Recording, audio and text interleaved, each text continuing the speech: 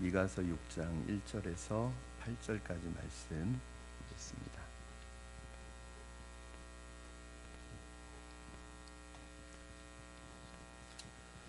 제가 가지고 있는 성경으로는 1295쪽이 있습니다. 미가서 6장 1절에서 8절까지 말씀을 저와 여러분 한 절씩 교독하시고 마지막 8절 말씀 합독하도록 하겠습니다. 너희는 여호와의 말씀을 들을지어다. 너는 일어나서 산을 향하여 변론하여 작은 산들이 내 목소리를 듣게 하라 하셨나니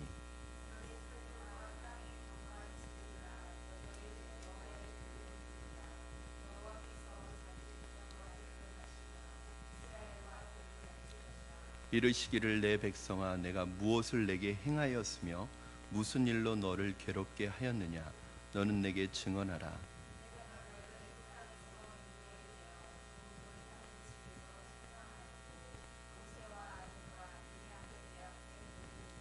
내 백성아 너는 모압 왕 발락이 꾀한 것과 보올의 아들 발람이 그에게 대답한 것을 기억하며 시딤에서부터 길갈까지 일을 기억하라.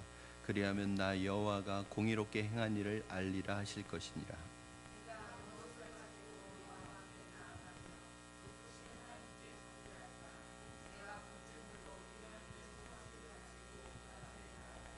여호와께서 천천의 순양이나 만만의 강물 같은 기름을 기뻐하실까?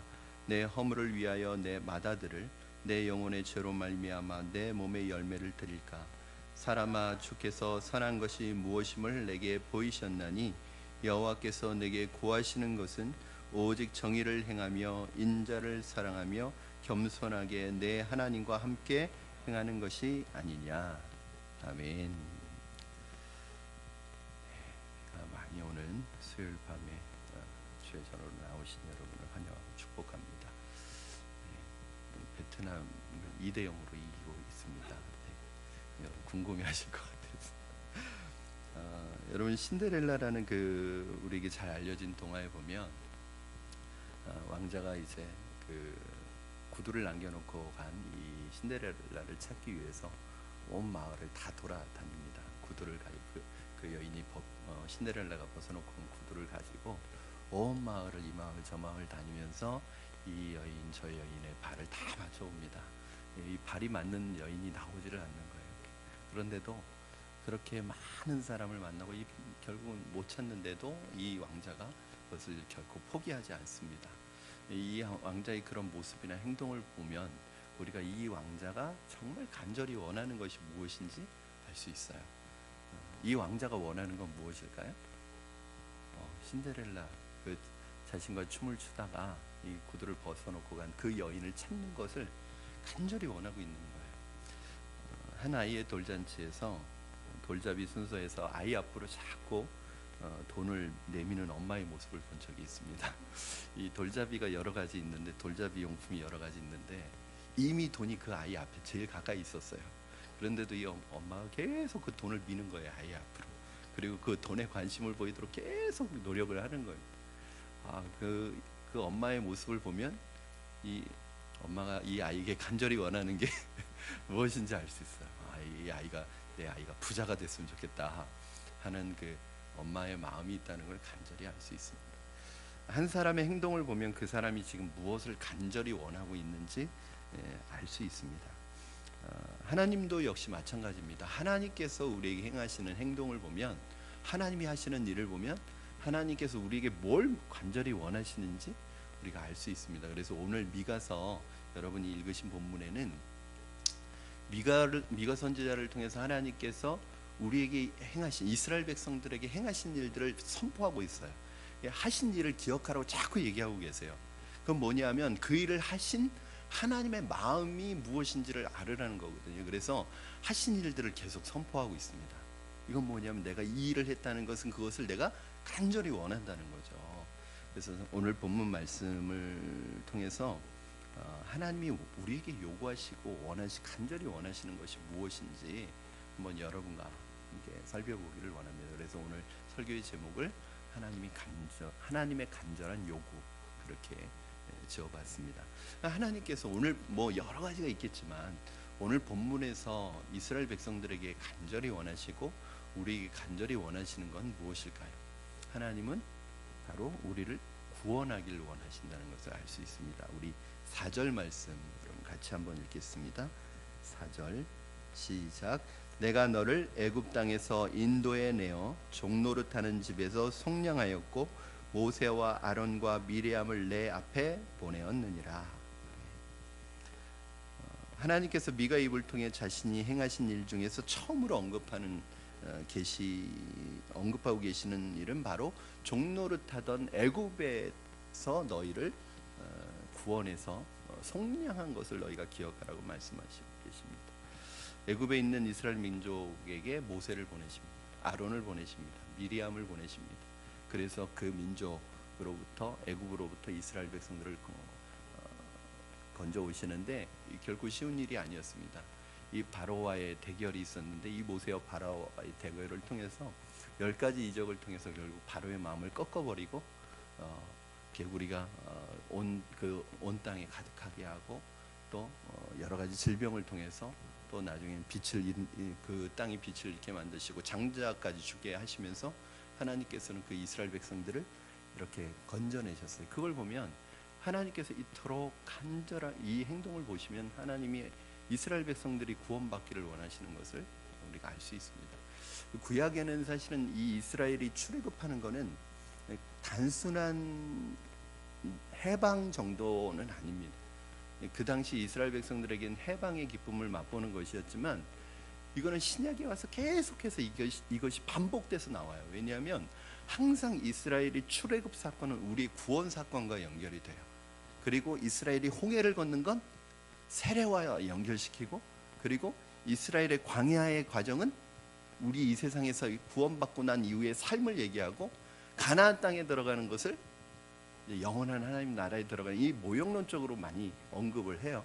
그러니까 모형론입니다, 일종의. 그러니까 이 출애굽 사건은 단순한 한 민족의 해방이 아니라 죄에 매여 있는, 죄에 사슬에 매여 있는 사람들을 그 죄로부터 해방시키는, 그리고 그 죄로부터 해방시키는 게요, 여러분 보통 일이 아니에요. 그러면 그 이스라엘 백성들을 애굽에서 건져낼 때 바로가 계속 뭐라고 그래요? 처음에는 가라고 그래요. 보내주지 않습니다. 여러분, 한 영혼을 하나님의 백성이 되는 것은, 한 영혼이 하나님의 백성이 되는 것은 굉장히 하늘나라에서 기뻐할 일이지만, 마귀는 그 자기의 소유인 이 한 사람을 빼앗기지 않으려고 그래요. 안 된다고 그래요. 계속 기적이 반복될 때 뭐라고 그래요? 남자들만 갔다가 오라 그래요. 재물들은 다 놓고 남자들만 갔다 오라 그래요. 쉽게 보내주지 않아요. 예수를 믿는다는 것이 그렇게 쉬운 사건이 아닙니다. 계속 이 영적인 싸움이 일어나는 거예요. 그러나 결국 하나님이 인도하시죠. 그래서 이 구원이란 것의 정의를 내리면 어떤 것이냐면, 어떤 위기와 위험으로부터 건져내는 것을 구원이라고 그래요. 그런데 대부분 구약에서의 구원은 영혼 구원의 이미지는 없어요. 여러분 구약 성경을 읽어보시면 영혼 구원 이런 말 나오지 않습니다. 그러니까 구약에서의 구원의 개념이라고 하는 것은 위기와 죽음의 위기와 이 위험한 상황으로부터 건져내는 것을 구원이라고 그래요. 이러한 구원은 신약에서 예수님을 통해서도 나타나는데, 예수님께서 이 땅에 오셔서 38년 된 병자를 고치십니다. 눈먼 자를 고치십니다. 나병 환자를 고치십니다. 이 행동을 통해서 예수님께서 원하시는 것은 뭐예요? 어떤 힘에 억눌려 매여서 살아가는 그분의 백성들을 해방시키고 구원하시기를 원하시는 거예요. 저는 하나님께서 여러분 어떤 상황 속에서도, 어떠한 위기와 고통 속에서도, 어떠한 환경과 상황 속에서도 하나님께서 여러분을 건져 주실 줄로 믿습니다. 이게 하나님이 원하시는 거예요. 여러분, 하나님에게 왜 하나님 나에게 자꾸 이런 상황을 주셔서 나를 고통스럽게 만드시냐고, 그거 하나님이 원하시는 게 아니에요. 하나님은 여러분들이 고통으로부터 건진받기를 원하고 어떤 아픔으로부터 건진받기를 원하지, 그 아픔과 고통을 하나님께서 여러분에게 주시고 그것으로 여러분이 낙심하고 절망하도록 만드시는 게 하나님 목적이 아닙니다. 고통과 위기로부터 건져 주신다는 것은 고통이 없다는 말도 아니고 고통을 만나지 않는다는 얘기도 아니에요. 고통을 당하지만 이 세상의 구조가 그래요. 이 세상이 죄라는 구조를 가지고 있기 때문에 이미 이 죄라는 것은 뭐냐면 뒤틀려 있는 거거든요. 그러니까 나쁜 짓을 하는 것만이 죄가 아니에요. 나쁜 짓을 하는 것만이 악이 아니에요. 악이라는 건 뭐냐면 원래 상태에서 다 뒤틀려진 거예요. 이 세상에서 우리가 고통을 당하고 아픔을 당하고 상처를 입고 이거 모든 게 뒤틀린 거예요. 원래는 이런 것이 없었어요.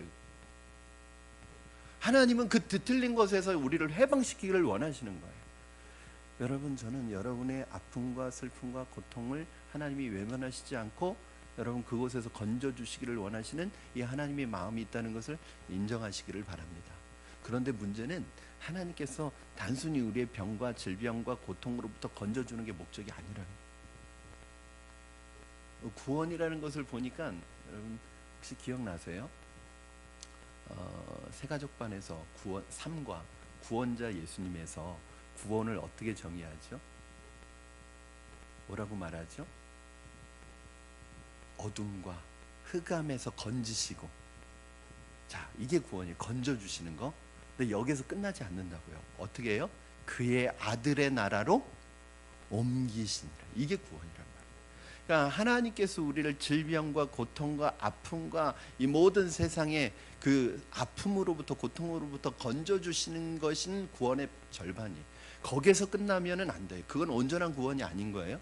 거기에서 건져주셔서 뭘 경험하게 하시냐면 아들의 나라로 옮겨주시는 거예요. 즉 우리의 고통과 아픔과 이 모든 것에서 우리를 건져주시는 이유는 그것으로 끝나는 것이 아니라 결국 그것을 통해서 하나님을 만나는 데 목적이 있는 거죠.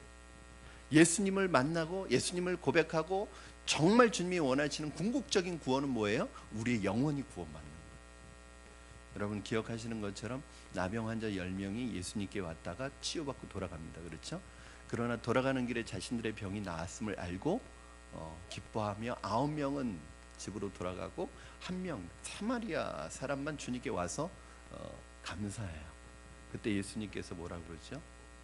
내 믿음이 너를 구원하였다. 그러면서 그 사람은 나병만 치유받은 게 아니라 그 사람이 영혼까지 구원받게 돼요. 이게 진짜 그 치유의 목적이에요. 사랑하는 여러분, 이 땅에서 만나는 어떤 고통에서도 어떤 어려운 상황 속에서도 하나님께서는 저와 여러분을 건지시는 분이심을 기억하시기 바랍니다. 그러나 무엇보다 하나님은 이 땅에서의 문제 해결이 목적이 아니라 그것을 통해서 하나님을 만나기 원하십니다. 예수님을 믿기를 원하십니다. 그래서 우리의 영혼이 구원받기를 원하십니다. 이 구원이 여러분의 구원이 되기를 주님의 이름으로 축원합니다. 그리고 그 구원하기 원하는 주님의 마음을 전하실 수 있기를 바랍니다. 여러분 주변에 있는 분들이 고통을 당하고 아픔을 당하고 때로는 죽음의 위기 속에 있고 때로는 눈물 흘릴 수밖에 없는 상황에 있는 것은 하나님을 만나라는 사인이에요. 그것을 여러분 우리가 보면서도 그것에 대해서 침묵하고 눈 감고 아무렇지도 않게 모른 척하는 것은 직무유기입니다. 그 사람이 그 문제를 해결할 방법이 있고 더더구나 그 문제를 통해서 하나님을 만나게 되는 기회가 있다는 것은 그것을 우리에게 보여주신다는 것은 하나님께서 우리에게 그 구원의 하나님을 전하라는 사인인 줄로 믿습니다. 저는 오늘 그 하나님을 전할 수 있기를 바랍니다. 두 번째 하나님이 우리에게 원하시는 것은 무엇이냐면 바로 우리를 인도하기를 원하세요. 5절 말씀 우리 한번 같이 읽겠습니다. 5절 시작. 내 백성아 너는 모압 왕 발락이 꾀한 것과 부올의 아들 발람이 그에게 대답한 것을 기억하며 시딤에서부터 길갈까지의 일을 기억하라. 그리하면 나 여호와가 공의롭게 행할 일을 알리라 하실 것이니라. 복잡한 말 같지만 결국 한마디로 말하면 애굽을 탈출한 이스라엘은 가나안 땅으로 가야 했습니다. 애굽을 나온 것이 중요한 것이 아니라 어디로 가야 돼요? 가나안 땅으로 들어가야 되는 것이 중요한 거예요. 그러면 애굽을 나와서 가나안 땅까지 들어가야 되는 이 기간이 뭐냐면 바로 광야를 걸어가야 되는 여행의 여정이 남아 있는 거예요. 여러분 이 광야의 길이 남아 있는 거예요. 구원받은 것 출애굽한 게 그 기쁜 일이지만 중요한 것은 그 구원 이후에 뭐가 남아 있냐면 광야를 걸어가야 되는 길이 남아 있는 거예요. 이 광야는 어떤 것입니까? 길이 있나요? 먹을 것이 있나요? 마실 것이 있나요? 사람이 살 수 있는 곳인가요? 그러니까 어떤 생각을 하게 되는 거예요? 차라리 애굽에서가 더 낫다, 이런 생각하는 거예요. 그렇죠? 예수 믿고 나서, 구원받고 나서 구원받은 삶이 뭐 장밋빛 인생이라고 착각하면 안 돼요. 어떤 면에서는 광야가 기다리고 있는 거예요. 그러니까 어떤 생각하게 돼요? 아이고, 안 믿었을 때가 더 낫다, 이런 생각을 하는 사람이 없지 않아 있겠죠. 그래도 안 믿었을 때 내가 하고 싶은 건 마음대로 했는데 이제는 막 고통스러운 거예요. 안 할래니 그렇고 하려니 마음에 양심이 거리끼고, 그러니까 힘든 거예요. 그런데 길이 없고 먹고 마실 게 없고 사람이 살 수 없는 곳이지만 그 여정이 은혜로운 이유가 뭐예요? 하나님이 인도하시기 때문이에요. 길이 없는 것 같은데 길이 생긴다는 말이죠. 먹을 게 없는데 마실 게 없는데 먹을 게 생기고 마실 게 생겨요. 만나와 메추라기를 내려주세요. 사람이 살 수 없는 곳인데 살 수 있게 만들어주세요. 그리고 길이 없는 곳인데 길을 만들어주세요. 하나님이 인도하세요. 불과 구름 기둥으로 인도하시고 만나 메추라기를 내려주시고, 때로는 하나님께서 하나님 풍성한 은혜로 인도하세요. 40년 동안 걸어간 그 길이 신발이 헤어지지 않고 옷이 헤어지지 않도록 하나님이 그 삶을 인도하셔요. 하나님은 저와 여러분의 인생을 인도하기를 원하십니다. 문제는 이스라엘 백성들 중에서 그 하나님의 인도를 받아갈 때 제대로 받은 사람이 몇 사람 없었다는 거예요. 그러니까 결국 갈렙과 여호수아에는 다 하나님의 인도하심을 거부했어요. 하나님의 인도하심을 거부한 결과 이스라엘 백성들은 11일이면 갈 수 있는 길을 40년간 돌아야 됐어요. 마찬가지입니다. 하나님께서 여러분 우리를 인도하시는 길은 때로는 너무 무모한 길 같고 돌아가는 길 같고 답답한 길 같지만 가장 빠른 길인데, 우리는 하나님의 인도하심을 따르지 않고 내 생각과 내 고집대로 나갈 때가 많아요. 거부할 때가 많아요. 하나님의 인도하심을 거부할 때가 많아요. 그러면 어떻게 되느냐? 11일이면 갈 수 있는 길을 40년 돌아가게 됩니다. 우리도 하나님의 인도를 받아갈 때 하나님의 인도가 자꾸 자신의 생각과 느낌으로 막으려고 합니다. 사업을 할 때도, 공부를 할 때도, 취업을 할 때도, 결혼을 할 때도 하나님은 우리의 삶의 모든 부분을 인도하시고, 하나님은 가장 선한 계획을 가지고 계시고 그 선한 계획이 어떤 것인지 우리가 알기를 원하세요. 그러나 하나님의 계획을 거부할 때가 있습니다. 문제는 알지 않을 때가 있고 알아도 안 할 때가 있어요. 그때 문제는 대부분은 하나님의 계획을 알고 하나님의 뜻을 아는데 안 해요. 왜 그럴까요? 알지만 내 안에 하나님의 뜻대로 살아갈 수 없는, 살아가지 못하게 하는 이 영적 부딪힘이 있는 거예요. 내 개인적인 고집이 있는 거예요. 그러면 하나님께서 그렇게 거부하고 반항하는 우리를 버리시느냐? 그렇지는 않아요. 다만 40년 동안 돌게 하세요. 훈련시키세요.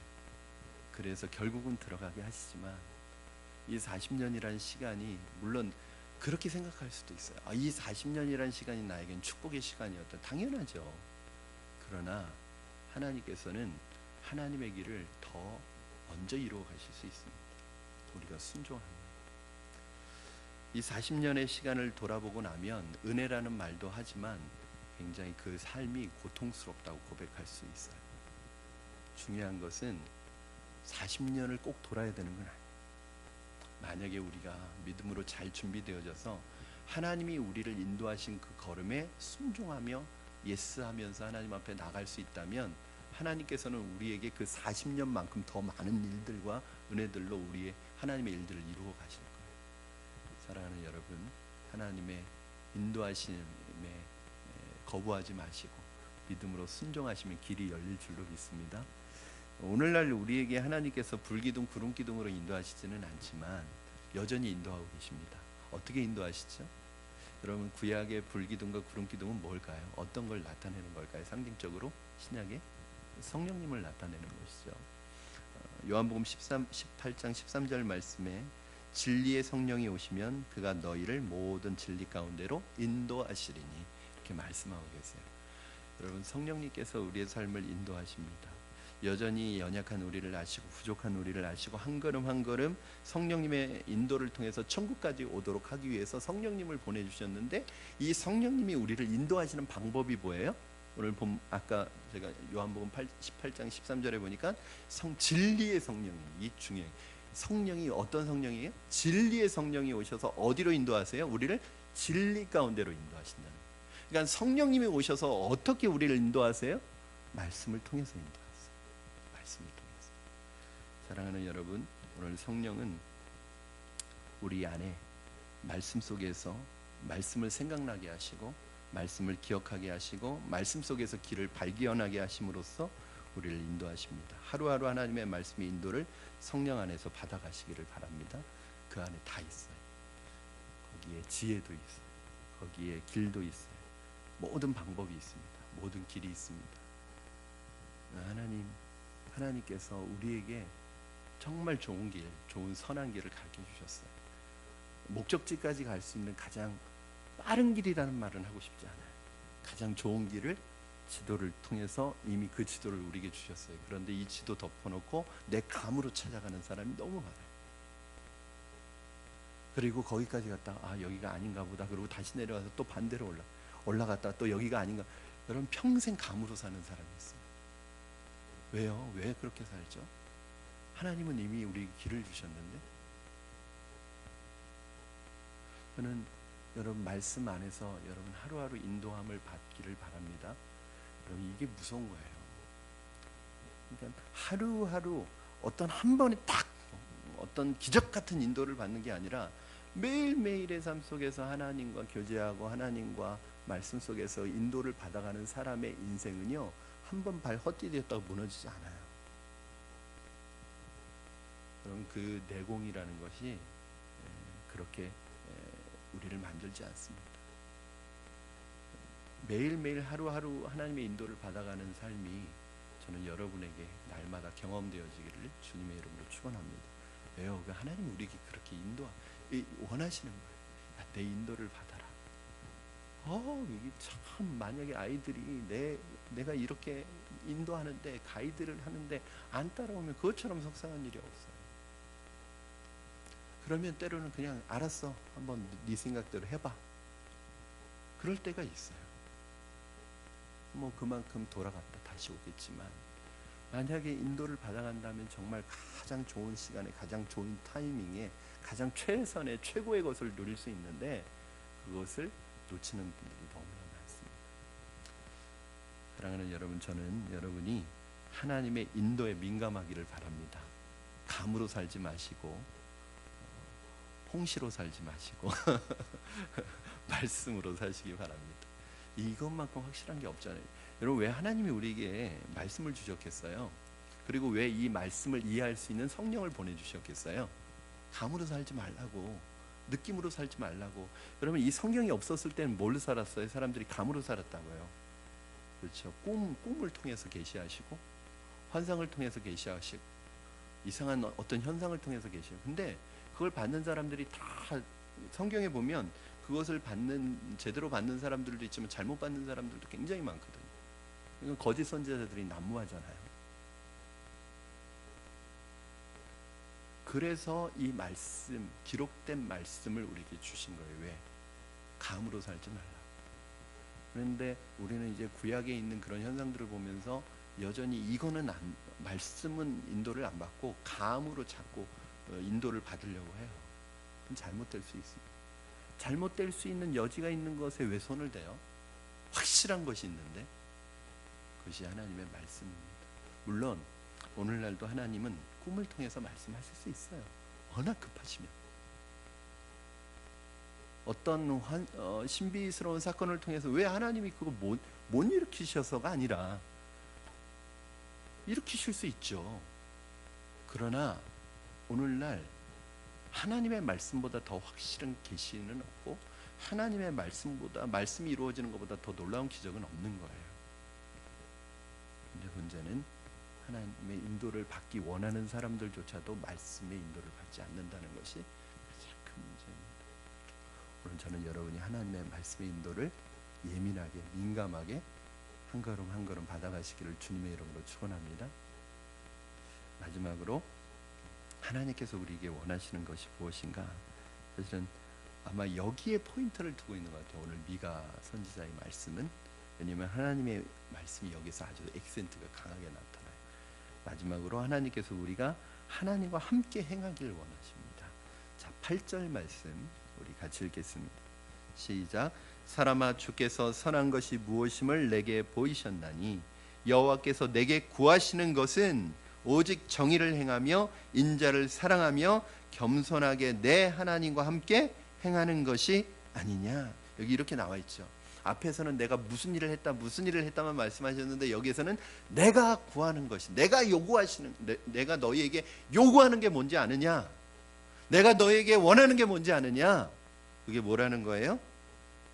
오직 정의를 행하며 인자를 사랑하며 겸손하게 내 하나님과 행하는 것이니 아니냐, 이렇게 말씀하십니다. 하나님께서 하나님의 선함을 내게 보이셨대요. 그 선한 것을 자신의 백성들과 함께 행하기를 원하신다는 거예요. 6절 7절을 보면, 그 앞에 있는 6절 7절을 보면 이스라엘 백성들이, 여러분 이 상황이 지금 어떤 상황이냐면 법정이라고 생각하시면 돼요. 그렇죠? 그래서 하나님께서 미가 선지자를 통해서 이스라엘 백성들의 그 소송 내용을 읽게 하는 거예요. 그리고 하나님이 재판관이신 거예요. 그런데 이때 이스라엘 백성들이 변명을 합니다. 뭐 최후 변론인지 변명을 합니다. 이 6절 7절이 바로 이스라엘 백성들이 하나님께 아닙니다 하고 항의하는 장면이에요. 그럼 6절 7절 한번 같이 읽겠습니다. 시작. 내가 무엇을 가지고 여호와 앞에 나아가며 높으신 하나님께 경배할까? 내가 번제물로 1년 된 송아지를 가지고 그 앞에 나아갈까? 여호와께서 천천의 순양이나 만만의 강물 같은 기름을 기뻐하실까? 내 허물을 위하여 내 맏아들을 내 영혼의 죄로 말미암아 내 몸의 열매를 드릴까? 이제 여러분 이런 구절을 읽으면, 여러분 지금 레이기를 공부하고 계시잖아요. 이 느낌이 탁탁 오죠, 그렇죠? 예전에는 이런 거 읽어도 1년 된 송아지를 드릴까, 뭐 천천의 순양이나 강물 같은 기름을 드릴까, 왜 기름을 드리나 막 이러셨지만 지금 이제 우리가 5대 제사를 다 배우고 있기 때문에 이게 어떤 내용인지 알 것 같아요. 하나님이 원하는 것이 무엇이냐? 하나님께 원하시는 것이 뭐예요? 이 질문을 통해서 이스라엘 백성들은 자신들의 죄를 합리화하고 변명하고 있지만 오히려 자신들의 이 고백이 자신들을 정죄하고 있는 거예요. 그러니까 무슨 말이에요? 이스라엘 백성들의 질문의 내용이 뭐예요? 네 가지인 거예요. 첫째는 하나님, 우리가 하나님께 어떤 제물을 가지고 나가야 하나님 기뻐하시겠습니까? 그러니까 이 이스라엘 백성들은 지금 하나님이 원하시는 게 제물이라고 생각하는 거예요. 첫 번째는 하나님, 우리가 어떤 제물을 가지고 나가야 기뻐하시겠습니까? 이렇게 말합니다. 내가 무엇을 가지고 하나님 앞에 나가기를 원합니까? 그러면서 뭐라고 그래요? 번제물로 1년 된 번제물로 바칠 송아지를 원하시는 것입니까? 아니면 1000마리의 순양과 만만의 기름과 강물 같은 기름을 원하시는 것입니까? 그리고 나중에 뭐라고 그래요? 내 맏아들을 바치기를 원하시는 겁니까? 아니면 내 몸을 바치기를 원하십니까? 그러니까 이스라엘 백성들의 문제는 제물에다 두는 거예요. 하나님, 어느 정도 제물을 드려야 하나님 기뻐하시겠습니까? 하나님 어떤 제물을 원하십니까? 거기에서 거기까지 간 거예요. 내 맏아들까지 드릴까요? 나까지 드릴까요? 내 몸까지 제물로 드릴까요? 번지수가 완전히 틀린 거죠. 하나님이 원하시는 것은 그런 게 아니라는 거예요. 하나님이 원하시는 건 뭐예요? 하나님께서 이스라엘 백성들에게 요구하시는 것이 제물이 아니면 무엇입니까? 하나님께서는 이러한 제물을 원하시는 것이 아니라, 하나님이 정말 원하시는 것은 하나님께서 그분의 형상으로 창조된 모든 사람이 당연히 추구해야 될 것을 추구하면서 살아가기를 원하시는 거예요. 그게 뭐예요? 선이죠. 선을 추구하기를 원하시는 거죠. 그런데 그 선이 어떻게 추구되어지기를 원하시는 거예요? 세 가지 말씀하시는 거예요. 뭐라고 말씀하시죠? 오직 공의를 행하고, 두 번째는 인자를 사랑하고. 여기 인자가 뭡니까, 여러분? 이걸 또 사람이라고 생각하는 분들이 있어요. 여기서 말하는 인자는 그 신약 성경에서 예수님이 인자가 할 때 그 인자가 아니에요.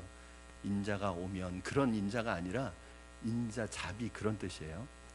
그러니까 여긴 자비를 사랑, 인자 자비 이거 다 같은 말인데 헤세드예요. 헤세드. 그렇죠? 사랑이라고 표현하셔도 돼요. 그러니까 공의를 행하고 사랑을 사모함. 이게 사랑을 사랑한다는 게 이상해서 앞에 인자를 붙인 거예요. 인자와 그러한 아름다운 섬기고 사랑하는 그 삶을 사랑하는 것을 원하고 마지막에 뭐라고 그래요? 겸손하게 내 하나님과 함께 행하는 것을 원하신다는 거예요. 이걸 하나님이 원하신다는 거예요. 여러분, 이 세 가지가 서로 떨어져 있는 것이 아니라 공의와 사랑은 서로 떨어질 수 없습니다. 공의가 없는 사랑은 동정에 불과하고 사랑이 없는 공의는 또 다른 고통을 불러오기 때문입니다. 여러분 어떻습니까? 여러분 공의로우십니까? 혹시 우리는 우리의 유익을 위해서 공의를 버리지 않습니까? 정의를 외면하지는 않습니까? 단지 우리 먹고 사는 일에 바빠서 하나님의 공의가 이 땅에 흘러가는 일에 침묵하고 있지는 않습니다. 공의를 실천한다는 것은 공의에 대해서 토론하는 게 아니라 공의에 대해서 논하는 것이 아니라 공의를 행하는 것이 공의를 실천하는 것입니다. 어떻게? 작은 것부터. 먹고 살기 바쁘다고 공의로운 일에 침묵하고 눈 감는 것은 하나님이 원하시는 게 아니에요. 어떻게, 그러면 공의를 위해서 우리가 어떻게 해야 되는 것입니까? 작은 것부터. 내가 실천할 수 있는 작은 공의부터 실천하는 거예요. 이것이 우리를 살리고 교회를 살리고 이 나라를 살리는 일입니다. 여러분 공의를 실천할 때 우리가 놓치기 쉬운 게 있어요. 그게 뭐죠? 사랑을 놓치기 쉬워요. 공의의 칼을 막 휘둘러요. 온 세상의 정의는 자기 혼자 다 행하는 것 같아요. 여러분 그 사람의 결국에 보면 자기도 공의롭지 않아요.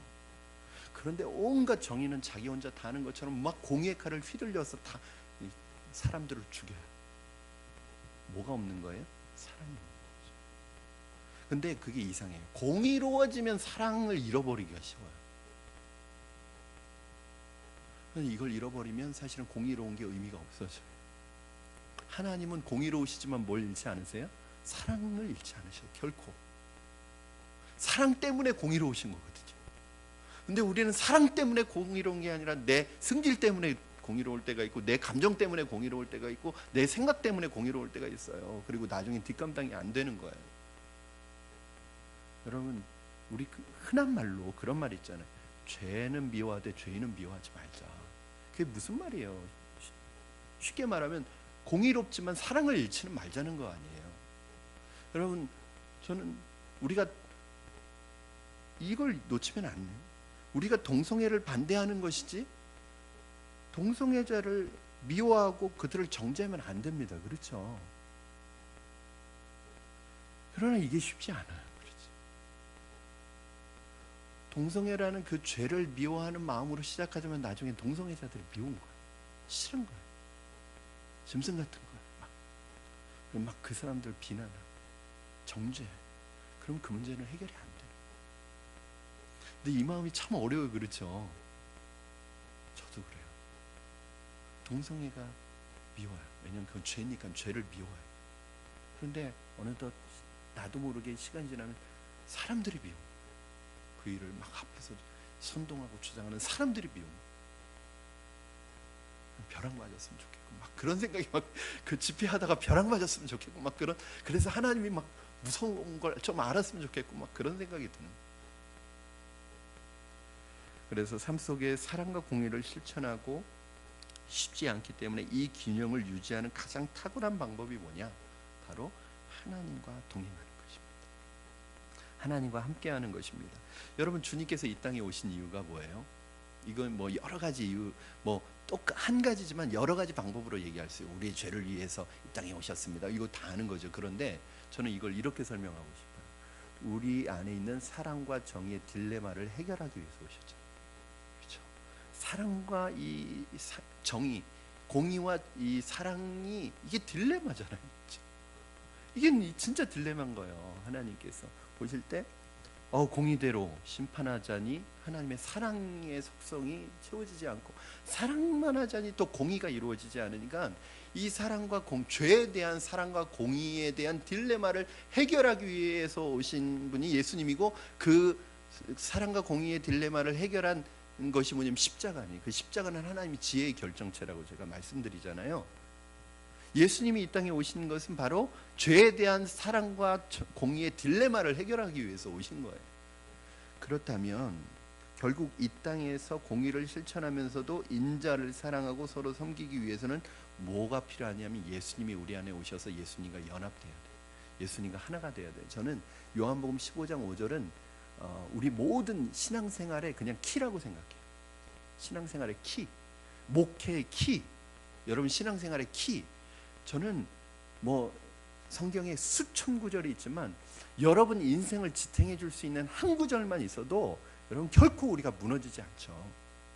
저는 목회에 있어서 이게 중요한 키라고 생각해요. 요한복음 15장 5절 말씀, 나는 포도나무에 너희는 가지라. 그가 내 안에 내가 그 안에 거하면 사람이 열매를 많이 맺나니 나를 떠나서는 너희가 아무것도 할 수 없습니다. 그래요. 우리가 주님을 떠나서는 아무것도 할 수 없는 존재예요. 그렇게 연약한 존재예요. 그래서 주님과 연합해야 돼요. 그래서 주님과 동행해야 돼요. 그래서 주님과 동행해야 뭘 할 수 있어요? 공의를 행하면서 인자를 사랑할 수 있어요. 이게 굉장히 중요한 거예요. 사랑하는 여러분, 예배와 윤리는 분리될 수 없습니다. 공의와 사랑은 분리될 수 없습니다. 신앙과 삶은 분리될 수 없습니다.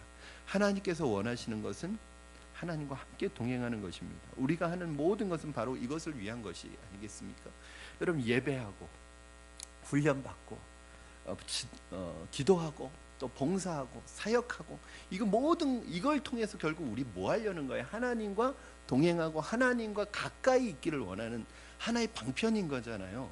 여러분, 봉사하면서 하나님과 동행해야 돼요. 그렇죠? 봉사하면서 하나님을 느껴야 되고, 사역하면서 기뻐해야 되고 즐거워해야 되고, 예배를 드리면서 하나님이 나와 함께 계시다는 것이 느껴져야 되고, 기도하면서 하나님과 친밀해지고 하나님과 동행하는 것을 경험해야 되는 거죠. 그럼 이게 하나하나 이 다 뭐예요? 결국은 다 어디로 모아지는 거냐면 하나님과 동행하기 위한 방법이에요. 그렇죠? 레위기 배우고 있지만 5제사 7절기가 뭐예요? 제사는 하나님과의 관계를 회복하는 방법이고, 절기는 하나님과 동행하는 방법이에요. 1년 365일. 그런데 문제는 여러분, 우리의 예배 속에, 우리의 봉사와 사역 속에, 기도 속에, 우리의 어떤 섬김 속에 하나님과 동행함이 없다. 그럼 이게 뭐가 되는 거예요? 형식만 남아있다. 그럼 이게 뭐가 되는 거예요? 오늘 이스라엘 백성들에게 들려주시는 이 하나님의 음성을 들어야 되는 거예요.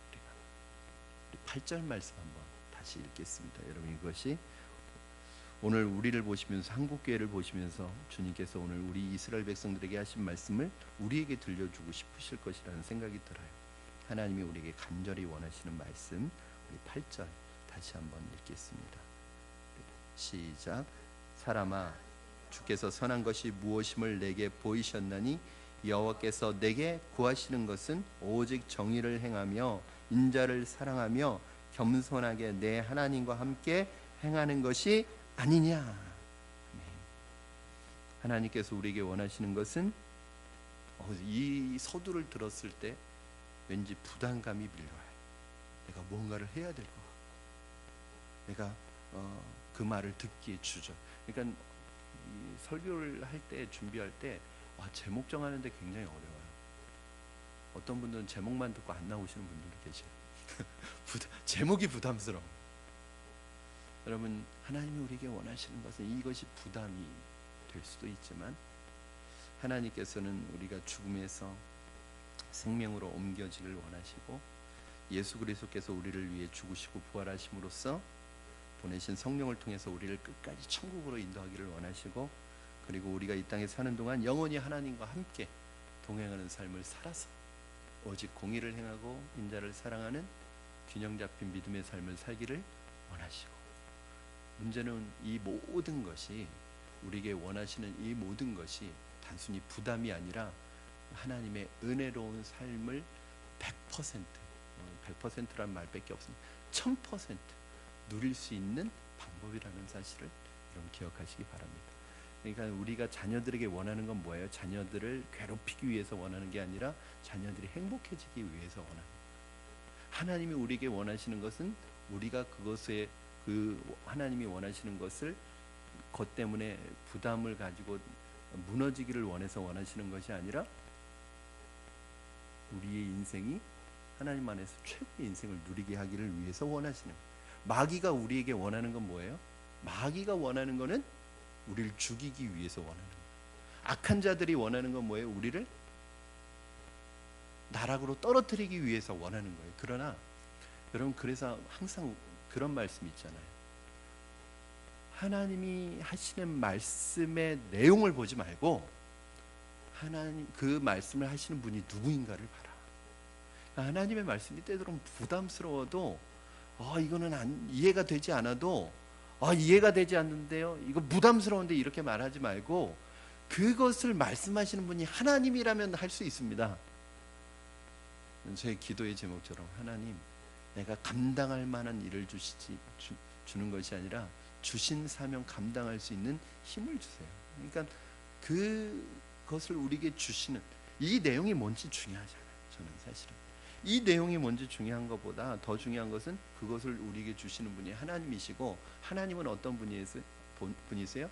우리의 인생을 가장 선한 길로 인도하시는 분이라는 이 신뢰가 있으면 하나님이 원하시는 그 길을 믿음으로 걸어갈 수 있을 줄로 믿습니다.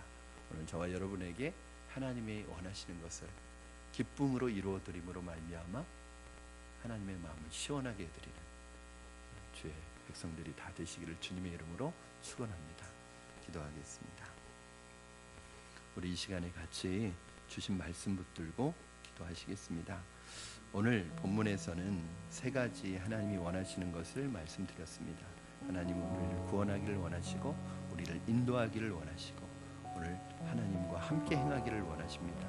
하나님, 우리의 삶이 모든 환경과 상황 속에서 하나님의 기적과 하나님의 구원의 역사를 경험하게 하시고 우리가 철저하게 하나님의 인도를 받아갈 수 있게 하시고 무엇보다도 하나님과 동행하는 삶을 놓치지 않게 하셔서 우리가 하는 모든 일들이 껍데기만 남는 일이 되지 않게 하시고 정말 주님과 동행함의 기쁨을 누리는 일들이 되게 하여 주시옵소서. 하나님, 지금 내 상황에서 하나님의 인도를 받아야 될 것이 무엇인지, 하나님, 내가 하나님 정말 중요한 것을 놓치고 있지는 않은지, 하나님 사역과 훈련과 예배와 하나님 봉사 속에 정말 하나님과 동행하는 마음이 있는지 우리 한번 돌아보기를 원합니다. 이 시간에 우리 각자에게 주신 하나님의 은혜를 결단하며 믿음으로 고백하도록 하겠습니다. 살아계셔서 역사하시는 하나님 아버지, 이 시간에 하나님께서 우리를 통해서 간절히 원하시는 것이 무엇인지를 다시 한번 기억하고 보았습니다. 하나님, 오늘 우리에게, 우리 한국교회에게, 우리 푸른나무 교회에게 하나님이 원하시는 것은 오직 공의를 행하며 인자를 사랑하며 하나님과 함께 동행하기를 원하시는 것을 다시 한번 깨닫습니다. 하나님과 동행하는 삶을 놓치지 않게 하여 주시옵소서. 하나님과 함께 걸어가는 삶을 놓치지 않게 하여 주시옵소서. 우리의 신앙의 종교적인 껍데기만 남지 않게 하여 주시고 날마다 하나님의 인도를 받으며 하나님의 구원을 맛보며 하나님과의 동행을 경험함으로 말미암아 우리의 삶이 하나님께서 원하시는 가장 선하고 아름다운 삶을 날마다 이 삶 속에서 경험할 수 있도록 주님 도와주시고 역사하여 주시고 인도하여 주시옵소서. 주님께서 오늘 우리에게 원하시는 것이 무엇인지 성령의 인도를 따라, 말씀의 인도를 따라 알아가게 하여 주시고 말씀을 읽을 때마다, 말씀을 묵상할 때마다 하나님이 원하시는 마음의 원함을 알고 깨달아 하나님의 원함을 풀어드리고 하나님의 원함을 이루어드리는 하나님의 마음을 시원케 해드리는 하나님의 사람이 될 수 있도록 주님 도와주시옵소서. 오늘도 우리의 마음 가운데 임하시는 성령님, 우리의 연약한 마음을, 우리의 아둔한 마음을, 우리의 어리석은 마음을 깨트려 주셔서 하나님의 뜻을 알게 하여 주시고 하나님의 말씀의 눈을 받게 하여 주시고 주님을 따라갈 수 있도록 주님 믿음으로 역사할 수 있도록 주님 역사하여 주시옵소서. 살아계신 하나님, 신앙생활하면서도 하나님이 우리를 향하여 무엇을 원하시는지보다 내가 원하는 것만 하나님에게 일방적으로 아뢰고 주장하고 고집 부릴 때가 많음을 주님 고백합니다. 오늘 하나님 말씀을 통하여 하나님이 우리를 어떠한 상황 속에서도 얼마나 구원하기를 원하시는지, 하나님 우리의 영혼을 얼마나 소중히 다루시는지, 하나님이 우리를 천국 가는 그날까지 성령을 통해서 인도하시기를 원하시고 우리와 동행하기를 원하시는 그 하나님의 마음을 알았습니다. 하나님 우리 신앙생활이 껍데기 종교생활이 되지 않게 하여 주시고 모든 형식과 모든 것들이 하나님과 동행하는 방법이 되게 하시고 하나님과 친밀함을 누리는 방법이 되게 하시고 하나님과 함께하는 방법이 되게 하셔서 그 모든 것들을 통하여 하나님의 임재를 우리의 삶 속에서 날마다 경험하며 하나님과 동행할 때 하나님 우리의 영적인 은혜가 우리의 삶에 나타나 오직 공의를 행하며 인자를 사랑하는 삶으로 나타날 수 있도록 주님 도와주시옵소서. 연약한 우리를, 아둔한 우리를, 어리석은 우리를 성령의 은혜로 일깨워 주시고 깨닫게 하여 주셔서 날마다 주님의 뜻을 알아가기에 부족함이 없게 하여 주시옵소서. 감사하며 예수님의 이름으로 기도드립니다. 아멘. 우리 주님 가르쳐 주신 기도로 예배를